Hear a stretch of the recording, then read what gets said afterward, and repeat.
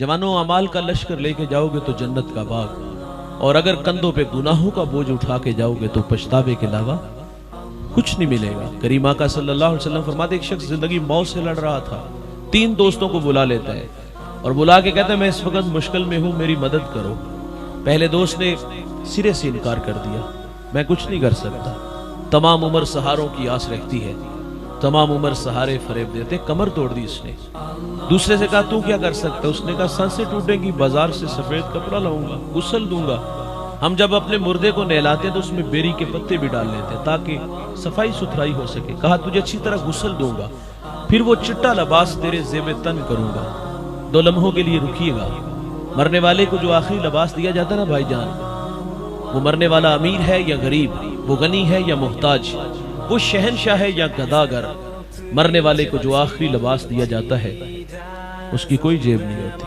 हमारा जब कोई अजीज दुनिया से जाता है, कपड़े फाड़ के उतारते हैं, हाथ से चांदी का छल्ला खींच लेते हैं, उसकी जेब से पैसे भी निकाल लेते हैं। कब्र में उतार के आए तो वापस आते क्या किया? वालिद के कपड़े, वालिद की चारपाई सदका कर दी। क्यों?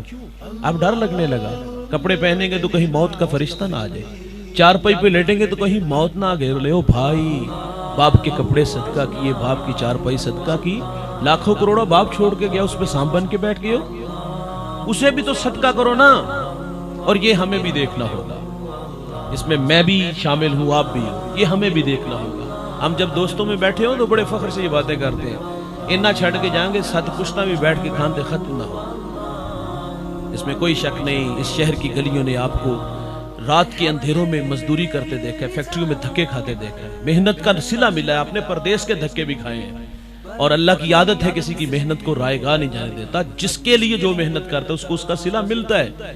इस बात में तो दूसरी बात ही को नहीं, राय ही को नहीं भाई, आपने मेहनत का सिला दौलत की सूरत में मिला। ये बात फख्र से हम कहते हैं, इतनी छोड़ के जाएंगे कि सत पुश्ता खानते खत ना हो। और ये भी बात करते हैं, औलाद याद करेगी, मैं इस बात से इख्तलाफ करता हूँ। ये लफ्ज जो हम कहते हैं औलाद याद करेगी, यकीन जानो इस लफ्ज को कहना छोड़ दीजिएगा, ये धोखा लगा हमें। ये तो 1 हफ्ता नहीं खिदमत करते, लोग हमारे पास आते हैं और कहते हैं, मौलवी साहब दुआ करो अल्लाह बेनु पर्दा दे दे।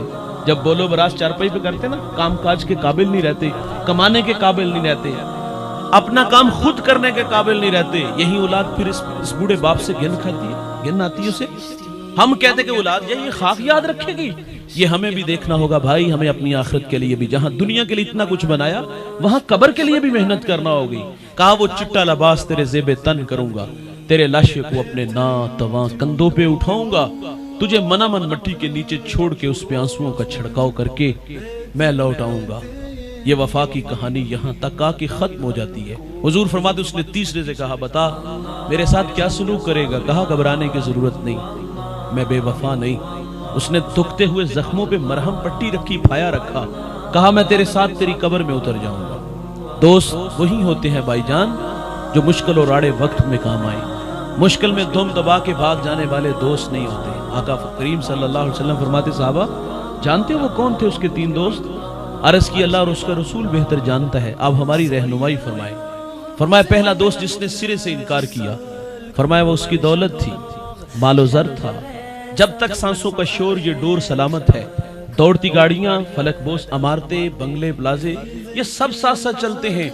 लेकिन जब ये रिश्तों, सांसों का कमजोर रिश्ता टूटता है तो हम देखते हैं कि दुनिया का माल दुनिया पे ही रह जाता है। मुस्लिम के लफ्ज हैं, आका फरमाते, इब्ने आदम कहता है मेरा माल मेरा माल। फरमाया, तेरा वो है जो तूने खाया, जाया किया, पहना, बोसीदा किया, सदका किया, आगे भेजा, बाकी तो फरमाया तू लोगों के लिए छोड़ के जाने वाला है। गालिबन गौसे आजम ने फरमाया था, और नकम्मे, कमाएगा तू, बनाएगा तू, बसेंगे कोई और, लेकिन हिसाब तुझे देना पड़ेगा। शायद कि ये तमाशा आप लोगों ने भी देखा हो, बाप का लाशा घर में पड़ा है, औलाद जायदाद पे झगड़े कर रही है, बाप को मनामन मट्टी के नीचे छोड़ा, माजरत से खुद एसी वाले कमरे में होते हैं, और मदारस से हुफ्फाज को लाकर बाप की कब्र पे उठा देते। मेरा सवाल है, क्या बच्चों को कुरान पढ़ना नहीं आता? मेरे पास वो खुलूस नहीं मैं किसी के वालिद की कब्र पे कुरान पढ़ूं। मेरे अजीज भाई हैं, मेरे पढ़ने से भी अजर है, लेकिन जो खुलूस इनके पास है वो मेरे पास नहीं। ये अपने वालिद की कब्र पे खुद जाके कुरान पढ़ेंगे तो कब्र में ठंड ज्यादा पहुंचेगी, लेकिन वहां भी हमने हुफ्फाज बैठा दिए اور پھر سال بعد یہ ہمارے ہاں رواج ہے، ہم محرم کے مہینے میں اپنوں کی قبروں پہ جاتے ہیں۔ جانا چاہیے بھائی جان، مسنون ہے۔ آقا فرماتے ہیں جو جمعے والے دن ماں باپ کی قبروں پہ جاتے ہیں اللہ ہفتے کے صغیرہ گناہ معاف فرما دیتا ہے۔ صغیرہ معاف ہوتے ہیں، کبیرہ توبہ سے ہوتے ہیں، اور یہ جو احصال ثواب ہم کرتے ہیں یہ رہتی نمبر ہے۔ سال بعد ہم نے سعادت مند بھی دیکھے، بد نصیب بھی دیکھے۔ سعادت مند ہر جمعہ کو اور بد نصیب سال میں ایک بار۔ سوال ہے بھائی جان مجھے بتائیے گا، کیا سال میں تیز ہوائیں نہیں آتی؟ آتی ہیں، مٹی کی چادر اڑا کے لے جاتی ہے، بارش نہیں برستی، برستی ہے، مٹی کا نشان مٹا دیتی ہے۔ سال بعد نالائق نکمے بیٹے قبرستان میں ہیں، ماں باپ کی قبروں کو ڈھونڈ رہے ہیں، بسیار کوشش کے باوجود جب نہیں نہ ملتی، محلے داروں سے کہتے چچا یہاں والد کی قبر تھی، وہ کہتا ہے پتر ہوا کی دوش پہ، ہوا کی دوش اڑا اس کی دوش پہ چلی گئی، کہا یہاں ماں کی قبر تھی، وہ تو بارش کا پانی بہا کے لے گیا۔ میاں صاحب فرماتے جاندی واری ڈراؤنا بنیا، ہاتھ نہ لاندے ڈر دے، جنہ لئی تو پاپ کمائے کتھے نہیں تیرے کر دے۔ یہ قبروں کے نشانوں کو بھول جاتے ہیں۔ فرمایا تو کمائے گا، تو بنائے گا، بسیں گے کوئی اور لیکن حساب تجھے دینا پڑے گا۔ پہلا دوست جس نے سرے سے انکار کیا میرے نبی فرماتے اس کی دولت تھی، دوسرا جو قبر تک اتار کے آیا فرمایا وہ اس کے ملنے والے تھے، عزا و اقربا تھے، اور تیسرا دوست جو اس کی قبر میں اس کے ساتھ چلا گیا تھا فرمایا وہ تھا بندے کا نیک عمل جو وہ اپنے ساتھ اپنی قبر میں لے گیا تھا۔ بھائی جان عزت افزائی کا معیار اچھے اعمال ہیں، اعمال میں کوتاہی ہوئی تو ہمیں پچھتاوے کے علاوہ کچھ نہیں ملے گا۔